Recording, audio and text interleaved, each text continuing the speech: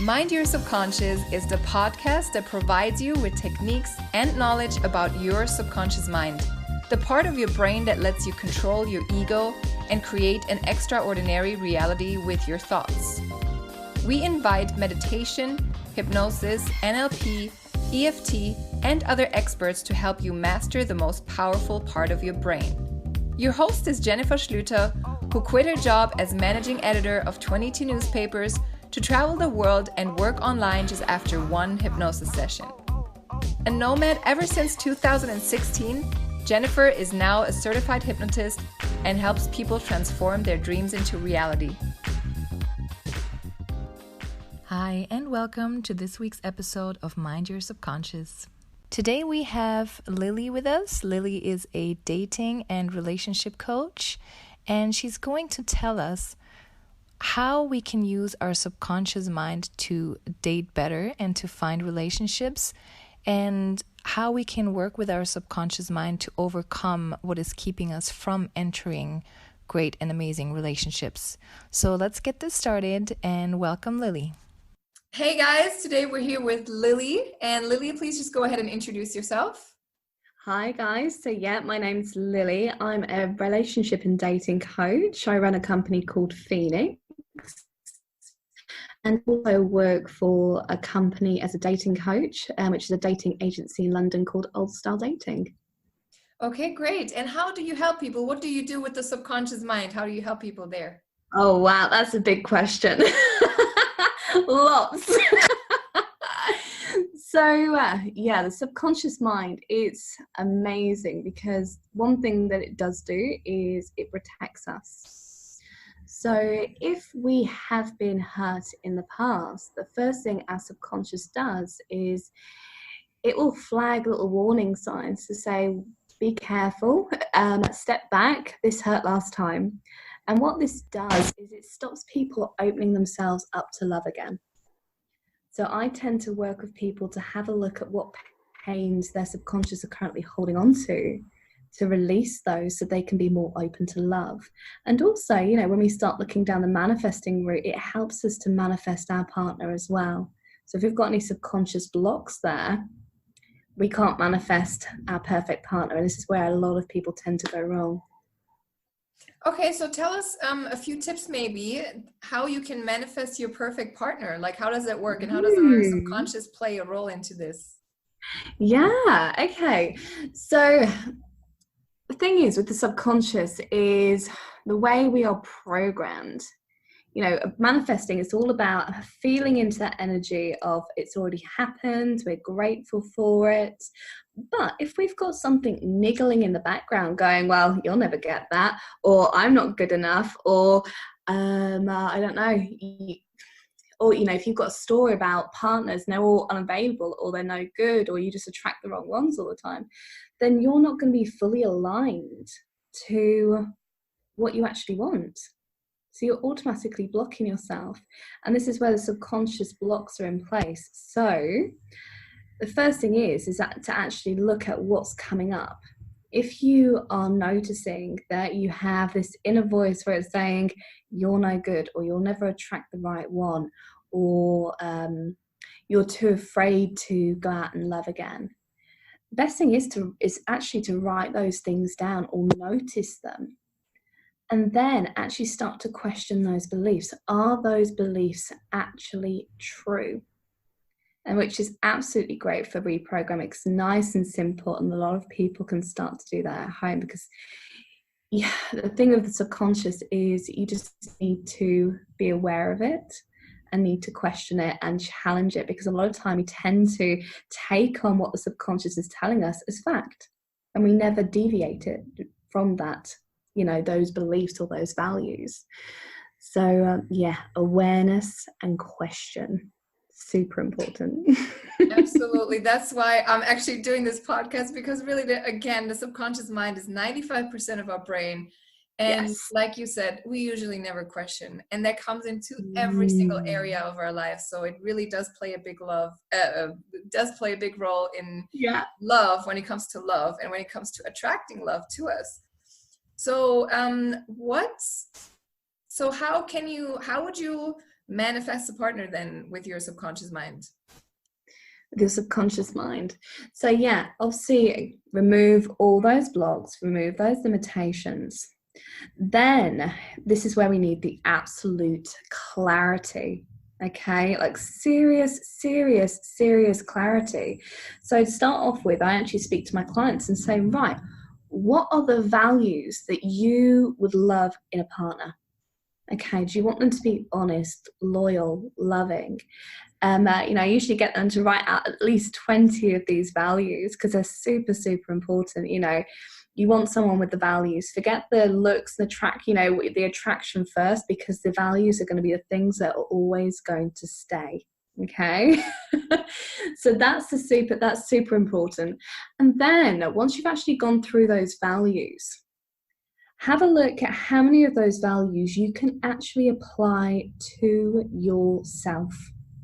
Because at the end of the day as well, with relationships, the people that you meet tend to be some sort of mirror. They'll tend to flag things up in you that you need to look at, or something that's very similar, in the other person. So have a look at those values. Are those values actually in line with you? Are you a part of those values? Okay, and when you actually... Go ahead. Yeah.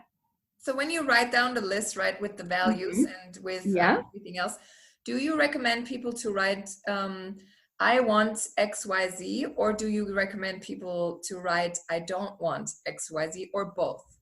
Ooh, do you not know? I'd always say go with what you want. I'd never go with the negative, because as soon as you go for the negative, people focus on that and they attract more of it. When people say, okay, I can't attract that perfect partner for me, or emotionally unavailable partners, the reason they can't attract someone who is emotionally available is because they're focusing on someone who is distant, someone who is not ready for a relationship, and they attract more of that. So always focus on what you do want. That's super important. So once you've actually gone through your values and your beliefs, what you actually, going through your beliefs, so questioning those beliefs if there's any blocks, go through your values, have a look if those values are actually aligned with you. Okay. And then I always say as well, so it's kind of like counteracting what I've just said, but actually write down what are your absolute deal breakers.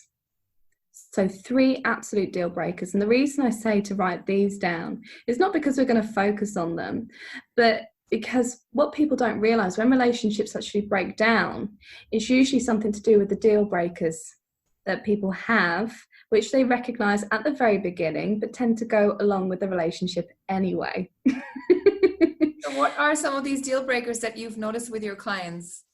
Oh gosh, it can be anything. It can be something like, okay, whether alcoholics, drug addicts, it could be someone who's selfish.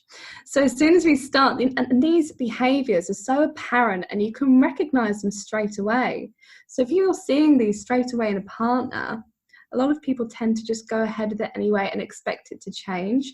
Those behaviors will never change. Those behaviors are going to be ingrained with those sort of people unless they actually go ahead and look at it and sort of deal with them themselves. You cannot fix those behaviors in a person. They've got to do it. So you don't really want that baggage in a relationship, because that's a lot of responsibility. Exactly. So rather than going ahead, that's where I'll be like, okay, that's when you just need to quit it. Okay, focus back on those values again and what you do want, and go again. So it's just to save that heartbreak and save that time as well, because time is so important. Okay. And were you able to manifest your ideal partner with these techniques? Yes. Well, I'm actually single at the moment because I'm actually growing my business and I've got so much going on, but I do a lot of research and research. And I've attracted so many amazing people, and it's just been absolutely incredible. So I think the most recent guy that I've started seeing, bear in mind I live in the middle of nowhere, and it's very much countryside. If you want to get on the motorway to go anywhere, it's an hour away. It's crazy. And I've met someone who actually lives 6 miles away from me who's starting up a remote business, very much in line with me, and is looking to travel the world and grow a bit of an empire. And that's exactly what I want. That's within my values. So it's quite exciting to see how these techniques can work. And he's a guy who's into spirituality, which is very rare for a guy, and also into this sort of line of business. So very, very interesting. So we actually went on a date and realized that we were reading each other's body language halfway through the date, which was hilarious, because usually you feel like you've got the upper hand and you can do the reading. So yeah, it does freaking work. It's amazing. It's surprising. It always catches me off guard, but it's so powerful and it works. So yeah, follow these techniques. If you're finding there's a bit of a lag until you've met someone, always go back to the subconscious and start questioning those beliefs, because that's usually where the block is. And what is your background? Tell us what you studied, how you got into conscious mind. Yeah. So actually, I originally started as an accountant. So I was working for Fortune 500 companies, all sorts, completely corporate, lots of ego, very interesting.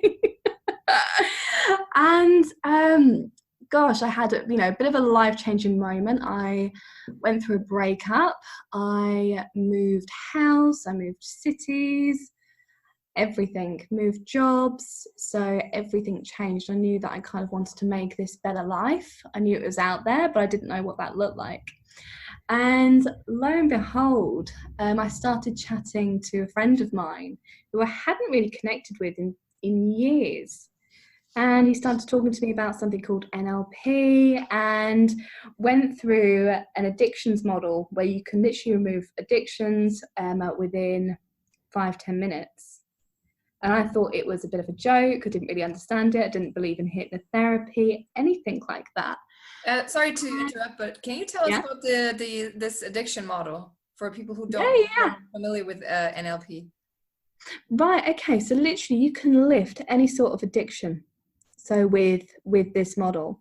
So to give you an example, what happened when we were having this chat, he used chocolate as an example, purely as an example.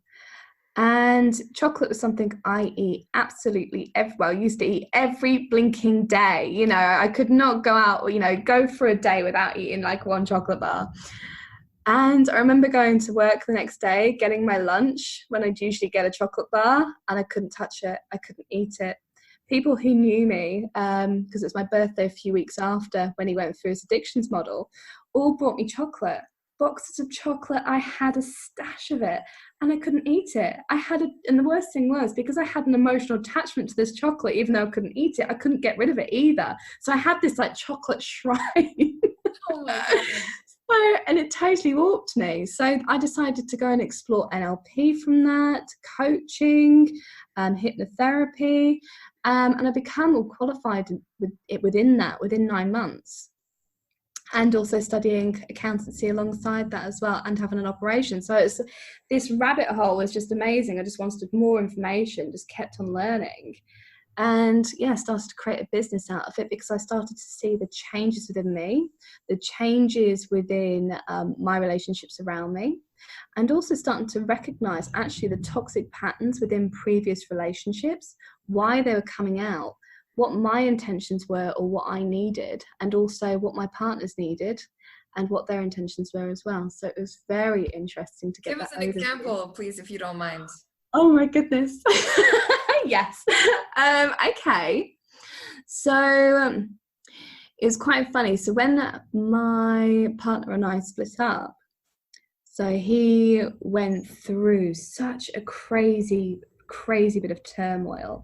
So his business went down, he invested so much money into his business, and it started, really going downhill. He was also employed full-time as a director, and that job was going all downhill at the same time. His sister was really poorly, terminally ill. So everything was just all coming in at once.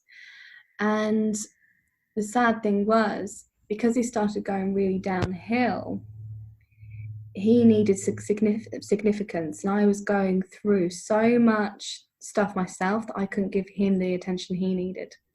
So he needed to be built back up again. He needed significance.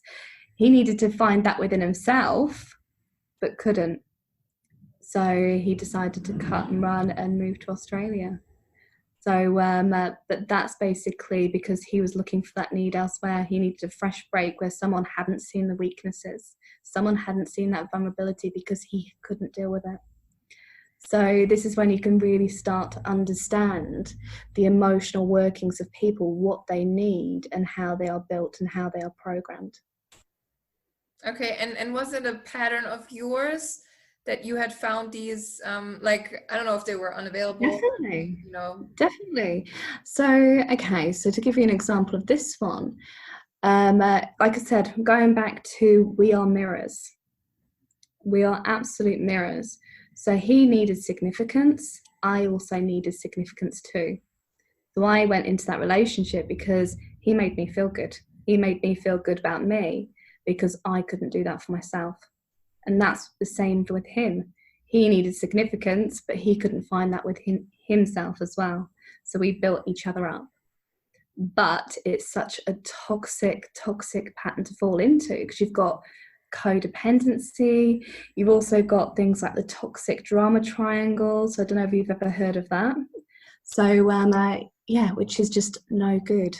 No good. I haven't, and maybe the listeners haven't either. So if you wouldn't go ahead and explain that. Okay, so the drama triangle. So when you have codependency in a relationship, so it can be emotional codependency, it can be all sorts, physical codependency, whatever it might be, you can fall into something called the drama triangle. So if you can imagine a triangle right now, and each of the corners, you've got one at the top, which is the victim. You've got one which is the rescuer, and one which is the persecutor. So what tends to happen is you'll fall into one of these corners and your partner will fall into another corner, which is the opposite. So for example, my little one was going into the victim mode because that was my way of getting significance. If I went, oh my gosh, you don't love me, and he could turn around and say, he loves me, then he'd be in the rescuer mode. So he'd be rescuing me, yeah? Or he could be in the persecutor role. So he might go, what do you mean I don't love you? I've done this for you. I've done that for you, da, da, da, da, da, da. So it's these different sort of roles that you have that you can fall into. And it's it's actually a really tough pattern to move out of in a relationship. So there's a lot of work that you need to do to be able to move out of that. How did you do that? So what did you change about yourself that got you out of this drama triangle, that got you out of you needing significance? What did you do for yourself? Ooh, I actually got a full understanding of myself. I think that's so important. I think I always thought that I had a really good understanding of myself. I thought I know who I am, I know what I want, everything. And then I looked into NLP, psychology. I'm actually going into sort of behavioural stuff as well at the moment, which is very interesting. And as you sort of get a deeper understanding of yourself, you can be a lot more compassionate to yourself. And I think having that self-compassion, it builds the confidence back up with you as well, because we are wired to criticise ourselves and judge ourselves. So when we're in that mode, we're constantly putting ourselves down, and it makes us more open to needing gratification or significance from other people. We need to hear from other people that we're doing great, or we're fantastic, or, just that positive engagement from someone, that positive intent from someone, rather than actually finding it within ourselves. So if something goes wrong, instead of going, oh my gosh, I'm so stupid, I could turn around and say, well, yeah, it wasn't my best day, but actually I've done X, Y, Z previously and I've freaking rocked it. Yeah, and what I really, go ahead. Yeah, it's that mindset. Yeah, go on, you're okay. What I really like about all of this, it's really important is that we don't treat ourselves like our best friends. Yes, and that's never treat ourselves like our best friend. Like if we would treat ourselves like we treated our best friends, our best friends would be like, the fuck? Like, I'm not your best friend anymore. Like, leave me alone. Just go, do whatever, you know? So like we Yes. really need to treat ourselves like our own best friend. Yes. Not any worse than we treat our best friends, our partners, whatever. Yeah, that's yes. really important. Yes, and that's exactly the example that I give to my clients. I'll turn around to them and say, write a letter to yourself as if you are, you know, at least as if you were your best friend. So what would your best friend exercise? What would your best friend say about you at this moment in time? So you'd actually write from the perspective of the best friend, and it's amazing. Just that transformation alone, because you suddenly realise, wow, I'm not being that compassionate to myself, but I can do that for other people. That's a great example. Thank you for sharing. No, more than welcome. But building yourself up. What have your friends noticed about you that you changed since we're at the topic of friends? Do you know what? Friendships are quite interesting.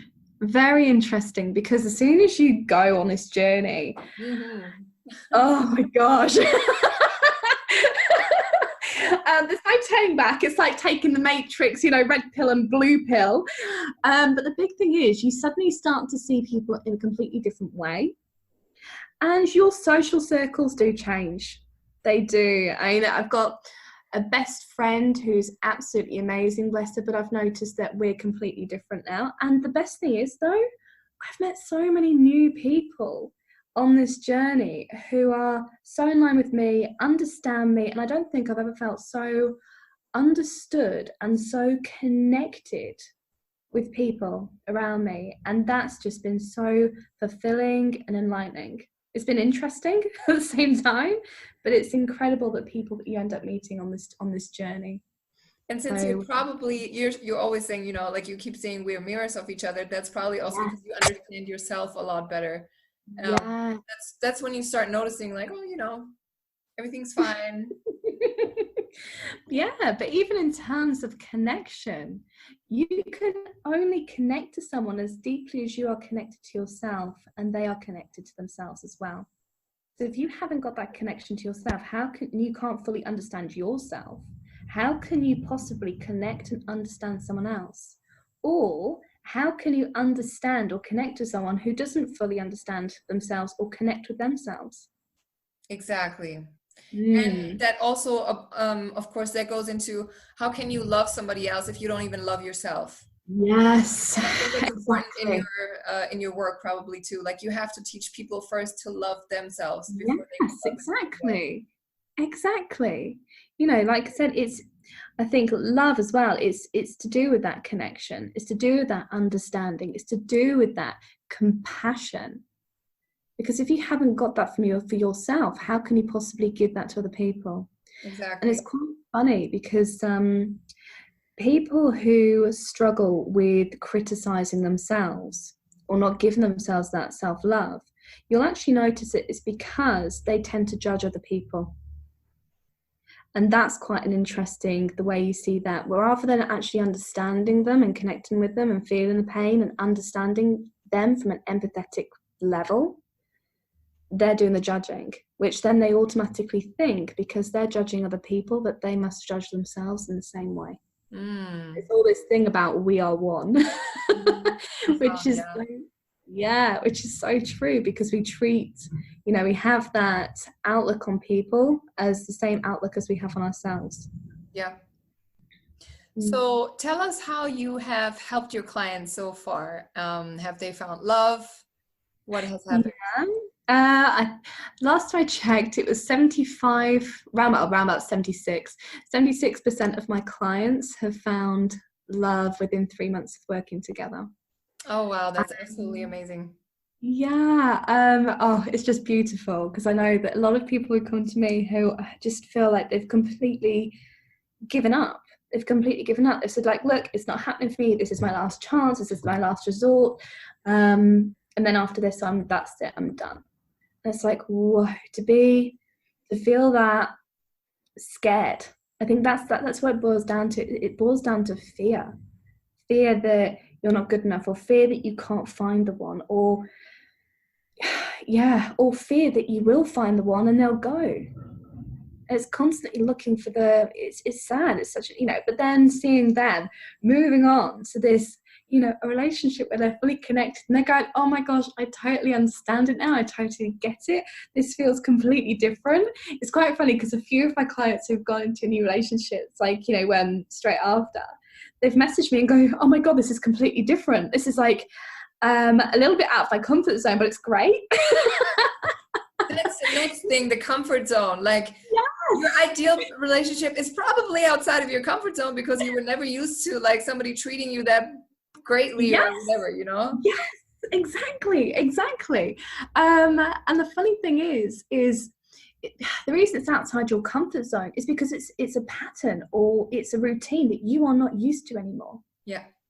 It's something, you're used to be treated in this way and now you're getting treated in this way.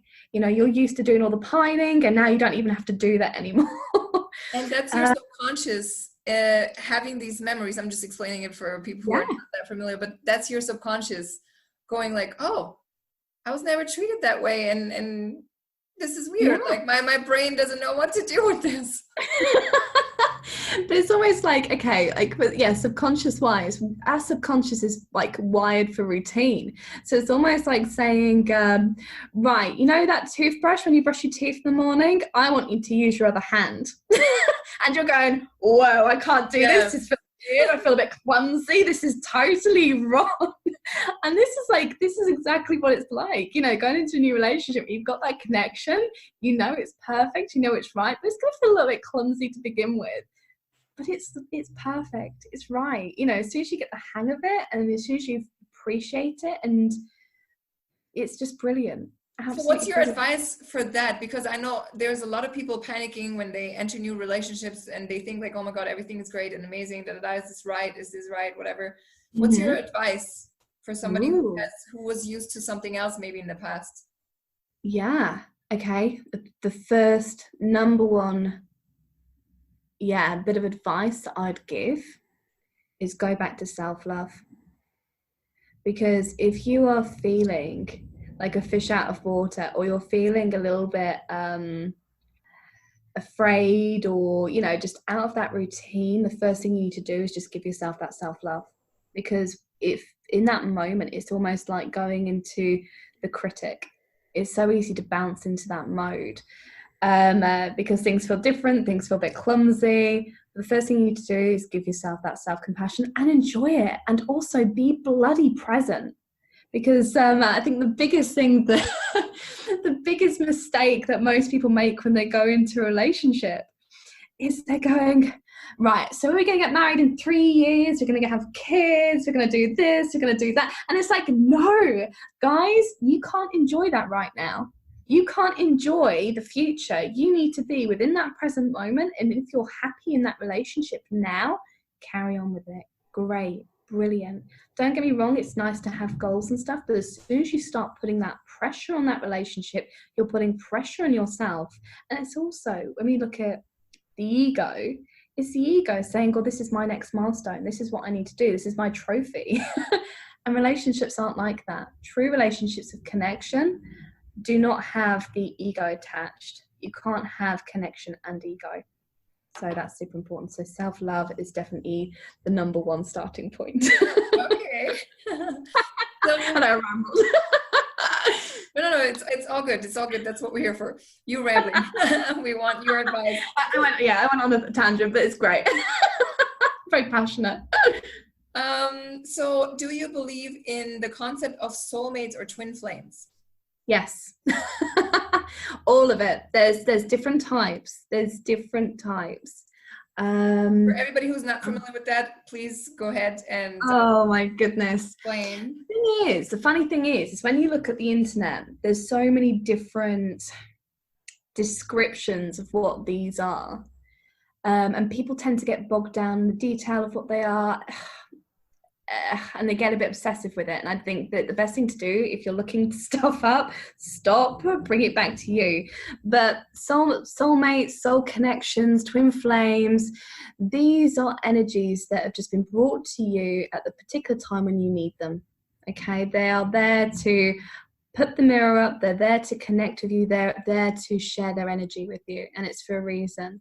Soul contracts are quite interesting. So these are people that you're meant to meet at a particular time within your life to move you on with your journey. So I had one of these relationships, and it was very weird because I couldn't understand. Oh, it was before I started my full-on spiritual journey. He was kind of like the catalyst, but there was this real weird connection, and I couldn't understand because I wasn't attracted to him.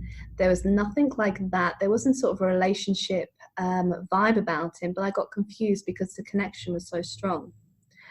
And that's when he introduced me to the whole spiritual side. And yeah, I think now I'm sort of like Reiki practitioner level 2. I'm sort of a medium. I read people. It's just like, oh, it's just crazy, absolutely crazy. And I think that relationship was only sort of like 18 months ago, but he was the catalyst. Lots of crazy, weird things happening. So I think another one I had was a twin flame relationship. And wow, that was incredible because this person was the same as me. We lived probably about 50 miles away from each other, and our sisters worked at the same place. We'd been on holiday in the same place as kids every year. There were so many different similarities. Both had the same dog. We both had like all these different things were exactly the same car, and it was almost like just looking into a mirror. You know, our lives are exactly the same. Both had very similar relationship history. And yeah, that's quite weird because when you start interacting with someone like that, you can also totally feel their emotion within you. So your emotion that you've got, you can literally just feel the same emotion in that person. And that is such a weird experience. But twin flame relationships, they tend to be quite interesting because you usually have the runner and the chaser. So this sort of relationship that tends to break up, and then you tend to get back together again. It's a weird energy. Sometimes twin flames stay together, but ultimately they tend to meet to almost show you how far you've come and what your weaknesses are. So they almost expose you. I think that's the best way I can say. So it shows you your strengths, it shows you your weaknesses, and then they go off and they've done their job then. So that's kind of how the sort of twin flames work. And then, yeah, soulmates, someone who you're actually just meant to be with. But the funny thing is, with soulmates, they tend to be friendships as well. So they're people who are meant to be in your life forever. They're that connection that you have with someone who is constantly going to be there throughout your journey. I loved what you explained at the beginning, that soulmates and twin flames are there to show you something, a lesson. That's why they're in your life. Yes. Whether they stay or not, they are meant to teach you a lesson, period. Oh, yes. Yeah, because the funny thing is, these people have this gift to trigger something within you. Mm-hmm. And when we are triggered, that's the only time we can evolve. I love how you called it gift. Yes, that's taken a lot of programming, trust me. Gift and trigger in the same sentence. The gift that triggers, right? Exactly. But the nice thing is, with these triggers, you can evolve. And if you're constantly within your comfort zone and you're not getting triggered, you'll never grow. You'll never actually go, ouch, why did that hurt? Let's explore that. Where has that come from? And you can start to get that deeper understanding of yourself. If you're constantly going throughout the day and going, this is amazing, there's butterflies and rainbows, and there's going to be nothing that's going to be there to keep you on your toes to evolve or learn a new skill or grow or improve your life somehow. So they turn out to be gifts in the end. Exactly. Or when you did a lot of reprogramming of your subconscious by calling them gifts. Yeah. The reprogramming, yes. Exactly. So, tell us, what does love mean for you? What is love for you? Oh, gosh. Yeah. There's this beautiful quote, and I'm not going to get it word for word, but it's basically someone who carries on with your life journey next to you who connects with you, who evolves with you, who is there to share that journey with you, with that connection, with that compassion, and with that love. And I think that is what a real relationship's about. Someone who you want to share a life journey with. Because the funny thing is like some people believe that with a relationship you have to have the same goals and work to the same goal together. It's not. You are two individuals. Your fingerprints are different. Everything's different. But you both have your own goals as well. Same as your, because you've got different identities, you have different goals. But if you can go ahead in your life and work together towards your individual goals on the same journey, then that's what real love is having that person that you actually want in your life to evolve with. Yeah. So that's my idea of love. Beautiful. Thank you. So going back to people you help with finding love, what are their expectations? What do they want? The first thing that actually springs to mind is to be happy. There has been like a huge concept that happiness has to be in a relationship. And that's, when you think about it, that's quite sad. And the thing is that they don't expect when they come to me is I teach them first how to find that happiness by themselves. I teach them how to embrace that independence. And that is when you're in the true healthy energy to actually go into a new relationship. I love that. That's beautiful. Yep, absolutely. Is there any people you don't take on? Let's say, you have that first consultation or whatever, but then you're like, oh, I don't know if this is going to work. Yeah. Great question. Yeah, there has been a few. And it's simply because they're not ready. It's like you can literally... How do you determine that? When you actually say that, right, if you are willing to work together, here's your next step. I want you to go and do X, Y, Z task, and then come back to me once you've done that. So it might be something that's really tailored to them. It might be something like, okay, list out your values. It might be, and they're too afraid to do that. They're too afraid, or they're just simply not ready. And that's okay. They'll become ready at a certain point. I think you have to be ready to actually embrace this journey. And, everyone's timing is different, and that's okay. Okay. Is there anything that you want to share with the audience? Well, first of all, thank you for listening. And also, a great life and a great love all starts with you. So always put the focus into you if you're looking for love. So that'd be my number one bit of advice. Absolutely. I love that. And so, tell us what is next for you. What's your next steps, your plans and everything? Oh gosh, loads. So I've got new programs coming. There's going to be lots of different hypnotherapy. I'm also going into behavioral science. So being able to help people read people and stuff. And so that's kind of the next step.